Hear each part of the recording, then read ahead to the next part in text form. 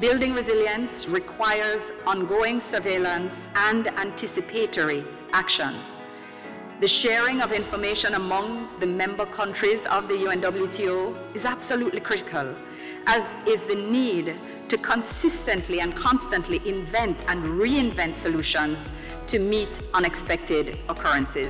Such was the idea behind the staging of the second Global Tourism Resilience Day Conference.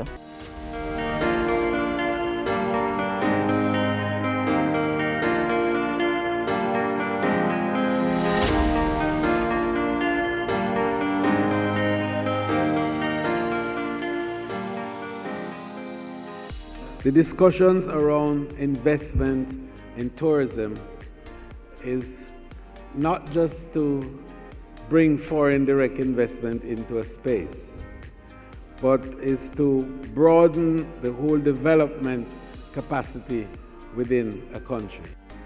That includes planning for future disruptions so that the economy may not only withstand disasters, but possibly prosper through them. Hence, discussions surrounded 5 key points to help build tourism resilience: forecast and tracking disruptions, mitigation, management, recovery, and thriving.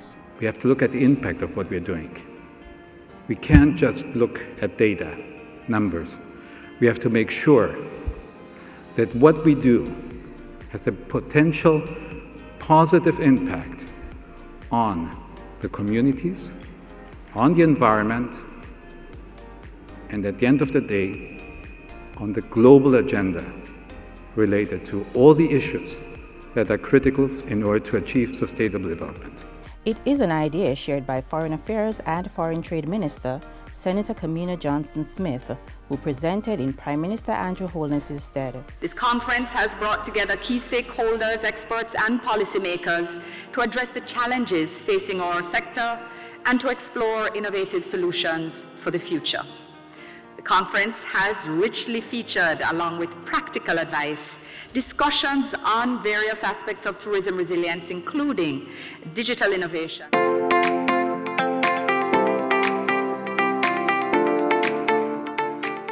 Data analytics and insights.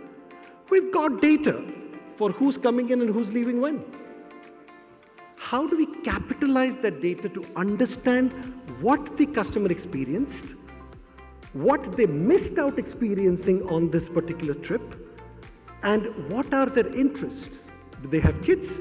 So do we need more things for kids to do? Do we need a big water park? What do we need?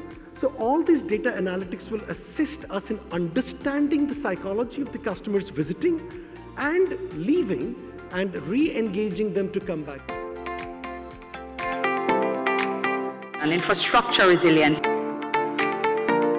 Now is the time for us to take a step back and look at our current tourism plans, the shortfalls and the challenges, and look towards creating a comprehensive plan based on visioning and forecasting where we want to be as a region in terms of carrying capacity, types of tourism models, local sensibilities, and the impact of the total economy through linkages. The role of women. The resilience of the tourism industry, nationally and globally, hinges on empowering women, ensuring that they receive equitable opportunities, break down the barriers that hinder professional advancement. Sustainable financing. What are we doing for small businesses who don't have the credibility, the credit history, the experience in the industry, when we know that the small businesses are the heart of the tourism product? And of course, future challenges and mitigating strategies. Through these discussions, we aim to shape a more resilient, adaptive, and sustainable tourism industry that can withstand the future shocks and thrive in the face of adversity.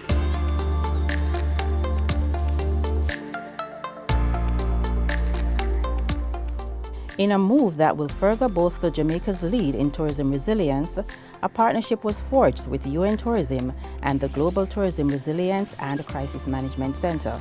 It is being rebranded as the Global Tourism Resilience Center. This center will be the place, brain, I don't know, university, think tank, call it however you want, which will give first the right communication to the countries or member states. We will be announcing the establishment of a Caribbean Tourism Academy, which the UN is going to work with us on as part of their global network. UN Tourism also will continue to partner with Destination Jamaica in hosting the Global Tourism Resilience Day Conference moving forward. In another move, Minister Bartlett used the forum to reiterate calls for a Tourism Resilience Fund. This would be a trust where tourists pay a contribution towards their destination of choice, which will go directly to that country and is accessible for tourism strengthening. I look at the multilateral structure as it now obtains, and even with the IMF S&T fund, it creates a problem for many countries to access.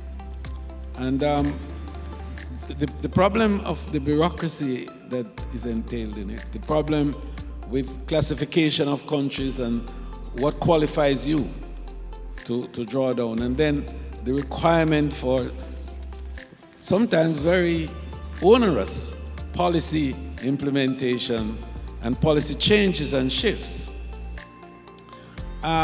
puts all of these countries at serious risk in terms of being able to ever be resilient. So we in tourism have that task, I believe.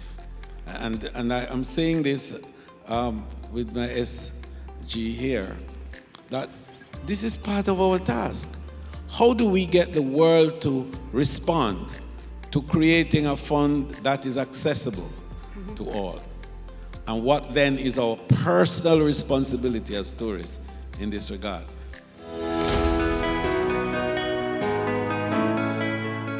As a multilateral development bank that is committed to strengthening partnerships, we welcome the opportunity presented by the conference to join forces with all other development partners that are working in the Caribbean to support the implementation of agreed recommendations emerging from this conference.